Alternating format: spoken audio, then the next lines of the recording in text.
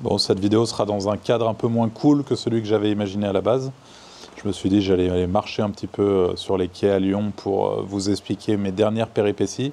C'est aussi l'objectif de cette chaîne YouTube, Les Wizards, c'est de pouvoir vous parler assez franchement de ce qu'on traverse, entre guillemets, de ce qu'on teste dans nos différents business, et de manière enfin, respectivement. C'est-à-dire que là, en l'occurrence, je vais vous faire un feedback sur ce que j'ai essayé d'implémenter dans mon business et du fail monumental que j'ai mangé. En tout cas, c'est comme ça que j'interprète ce qui m'est arrivé. Grosso modo, pour tous ceux qui ne le savent pas, j'ai une chaîne personnelle, Arthur Villecourt, plus une deuxième chaîne que j'avais lancée pour un case study pour la Wizards Academy qui s'appelle ABBA, où je parle de no-code, de Bolt, et où je fais de l'affiliation globalement. Et j'ai été contacté par deux mecs, une agence, mais deux mecs assez jeunes. Moi, je respecte tout à fait ce type d'initiative par cold mailing, etc. Et j'ai beaucoup de contacts de ce type ces temps-ci. Et là, je me suis dit, vas-y, je vais tester. Alors, ils m'ont proposé de scaler mes offres d'infoproduits. Et il se trouve que depuis, ça fait maintenant 1 an et demi que je vends de la formation en parallèle de la Wizards Academy, donc des petits programmes sur ma chaîne via mon audience perso. Et le problème de ça, c'est que j'ai toujours besoin d'être proactif pour sortir des nouvelles formations. Et en fait, moi, mon focus, progressivement, est en train de se porter sur l'audience des Wizards, sur la Wizards Academy, sur comment en faire la formation la plus incroyable du marché et vraiment comment satisfaire nos élèves à 300%, etc. Et donc, par conséquent, j'ai plus trop le temps de l'autre côté de rester proactif sur cette partie perso. Je vais vous expliquer les conclusions que j'ai fait aujourd'hui par rapport à ça. Mais du coup, il y a ces deux petits jeunes qui arrivent et qui me disent, écoute, on a vu ce que tu faisais, on a vu que tu avais un modèle où tu vendais des petites formations, on a vu qu'on peut améliorer tes tunnels. Je fais, ok, cool, j'ai pas le temps, faites-moi un loom. Si vous arrivez à me convaincre au travers du loom, on s'appelle. Et ils m'ont fait un méga loom de 25 minutes, un truc assez poussé. Je fais ok, solide, les mecs, ils ont osé prendre le risque. Je respecte ça, donc on s'est appelé. Et ils m'ont proposé du coup d'implémenter une nouvelle formation avec moi sur mon audience liée à Bolt, donc sur ma chaîne ABBA Arthur Villecourt, sur laquelle je vous ai fait un case study précédemment sur comment j'ai fait 25 000 € en 3 mois en partant de zéro avec cette chaîne YouTube. Et justement, l'objectif de cette vidéo, c'est aussi de vous montrer que ce n'est pas du tout seulement des réussites. On se plante aussi, même quand on a des années et des années d'expérience en bise sur le web. Et là, pour le coup, je me suis dit, ok, go. Et j'ai la tendance, mais c'est quelque chose que je ne changerai pas pour le coup, à très vite faire confiance. C'est-à-dire que là, en l'occurrence, je me suis dit, ok, ils ont l'air d'en vouloir, ces deux gars-là, et je vais leur faire confiance à 100%. Et quand je fais confiance, c'est vraiment, je leur ai donné les clés de mon bise, et je leur ai dit, ok, vous me dites ce que vous voulez faire, voilà quelles sont mes limites. Moi, je ne veux pas entuber mon audience, je veux leur partager de la valeur. Il s'agissait d'un webinaire, donc c'était de la vente par webinaire. Et chose que j'ai jamais fait. Alors on l'a fait avec les Wizards sur la chaîne YouTube des Wizards, etc. Mais c'est pas un truc, c'est pas un exercice que j'ai fait moi en tout cas de manière personnelle. Par contre j'ai de l'expérience en live, donc je me suis dit ça peut être sympa d'essayer ça. Et l'objectif du coup c'est de monter le prix de la formation et d'améliorer sa promesse avec toute une partie vente de site. Enfin je vous passe les détails de toute façon, je vous en parle après. Mais c'est un projet qui va déboucher nulle part. Et donc on bosse dessus. Alors quand je dis on, il bosse dessus, il bosse sur le tunnel, il lance le site, il lance la publicité. Je bosse sur la formation, où donc je passe au moins 3 jours complets à travailler sur la formation pour pouvoir avoir le truc qui est adapté.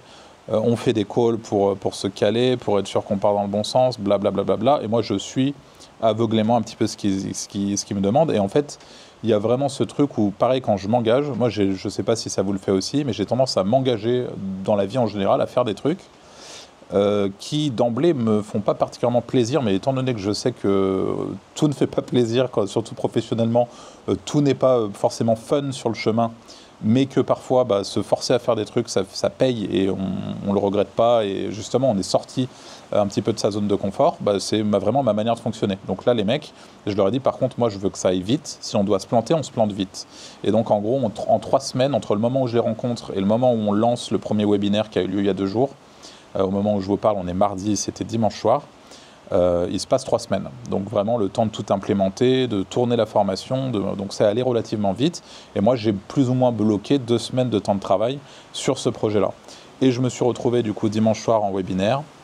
J'étais assez stressé, pour rien vous cacher, même si j'ai fait beaucoup de live, parce que pas complètement aligné avec l'offre, pas complètement aligné avec le produit, mais j'ai pas non plus, j'ai à aucun moment, enfin, je suis resté droit dans mes bottes dans le sens où j'ai pas fait de fausses promesses et j'ai jamais menti à mon audience et je le ferai jamais. Mais le live se passe bien. Et moi, vu que, étant donné que j'ai déjà fait des streams sur Twitch et tout, je me suis dit jamais de la vie, je regarde le résultat. Parce que si je vois que ça se passe mal, je vais me décomposer. Je suis incapable de faire semblant. Si jamais je vois que ça ne vend pas, je vais devenir tout blanc. Enfin, ça va me vexer en live, si vous voulez. Enfin, je ne sais pas si vous comprenez où je vais en venir par rapport à ça. Mais en tout cas, je me suis dit, je ne regarde pas. Donc, je n'ai pas regardé. Et donc, j'ai tenu les 2 heures de live qui se sont vachement bien passées. J'ai adoré l'exercice, pour le coup. J'ai retrouvé un peu le feeling que je pouvais avoir quand je streamais sur Twitch du jeu vidéo. Et j'aime beaucoup le live. Et les gens avaient l'air de vraiment kiffer. Je pense que les gens, globalement, ont vraiment passé un bon moment sur ce live où il y avait pas mal de valeurs, etc. Et le live se coupe. Je regarde les ventes. 2 ventes. Et 2 ventes en 3 fois. Donc, en gros, on encaisse un peu moins de 700 balles sur 150 ou 160 personnes présentes. C'est relativement peu. Moi, je considère très clairement que c'était un échec et je pense que d'ailleurs mes 2 associés là-dessus ont sans doute pensé exactement la même chose.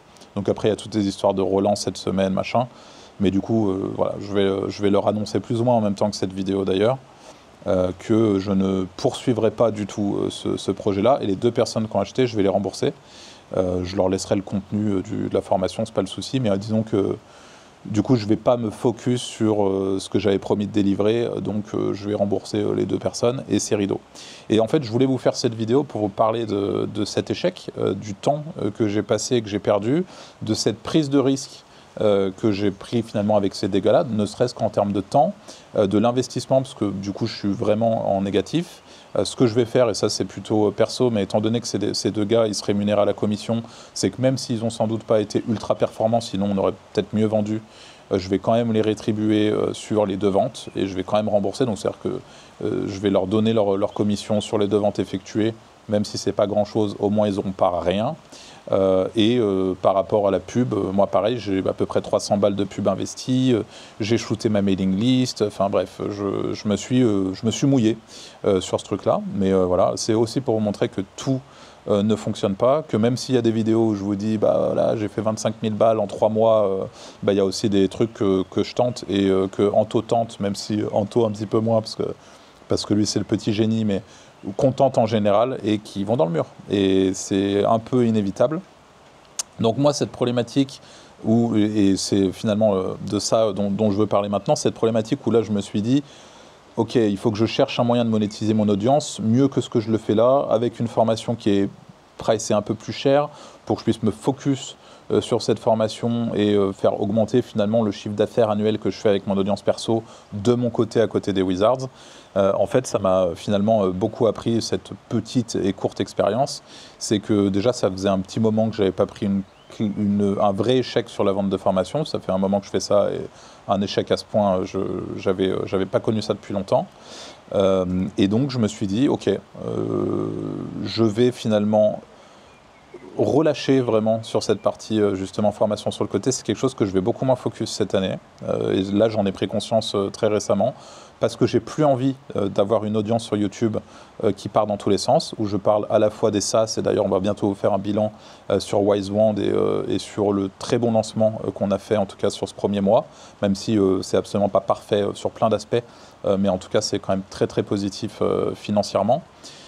Et sur mon SaaS Lucide aussi, où pareil, je fais du contenu sur ma chaîne YouTube pour faire un build-in public, mais en fait la réalité c'est que si vous allez voir ma chaîne YouTube perso, j'en ai de tous les côtés. Je parle de temps en temps de SEO, je parle de temps en temps de SaaS, je parle de temps en temps d'IA, je parle de temps en temps d'actualité sur l'IA, enfin bref, il y en a de partout. Et ça revient un petit peu à mon syndrome de l'objet brillant permanent dont je parle beaucoup dans les podcasts, où je vous dis, bah voilà, moi j'ai tendance à partir de partout, c'est pas bon, et il faut que j'arrive à me recentrer, et c'est une réalité. Aujourd'hui, je dois me recentrer, et vous voyez que même, encore une fois, quand on a un petit peu plus d'expérience, c'est un exercice qui est franchement difficile, de se réaxer, de se recentrer, de se refocus. Et je pense qu'enfin, je commence à voir un petit peu le bout du tunnel là-dessus, et que enfin je vais pouvoir me refocus. Et en fait, mon focus, c'est tout simplement les Wizards. Et je vous explique du coup la logique. C'est qu'en regardant, en faisant le bilan des vidéos qui ont surperformé sur ma chaîne YouTube personnelle l'année dernière, je me suis rendu compte qu'au-delà de l'IA, qui est une thématique ultra... qui fait des vues de manière assez simple, pour être tout à fait franc avec vous, il y a mes vidéos SEO que j'avais un petit peu travaillées, qui ont très très bien fonctionné.